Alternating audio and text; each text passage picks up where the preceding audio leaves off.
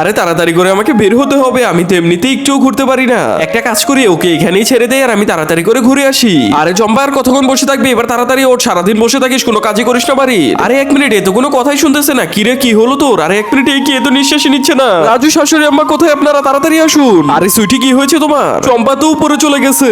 আরে রাজু আমার তো মনে হচ্ছে চম্পা উপরে চলে যায়নি, বরং ওখান থেকে বের হয়ে কোথাও ঘুরতে গিয়েছে। আরে তাই নাকি? তাহলে আমি এখনই চম্পাকে খুঁজে বের করছি। আরে ভাই ফ্রিজের ভিতরে কত বেশি ভালো লাগছে, ঠান্ডা ঠান্ডা আবহাওয়া, আমি তো সকাল পর্যন্ত এখানেই থাকবো। আরে দেখি তো এখানে কি। আরে এই কি, এখানে তো এখন একটু বেশি ঠান্ডা লাগছে। ও আচ্ছা, তার মানে ও ফ্রিজের ভিতরে রয়েছে, আমি এখনই আসতেছি। আরে চম্পা তোমাকে তো আমি লাল বলের ভিতরে দেখতে পেয়েছি, তুমি এখানে।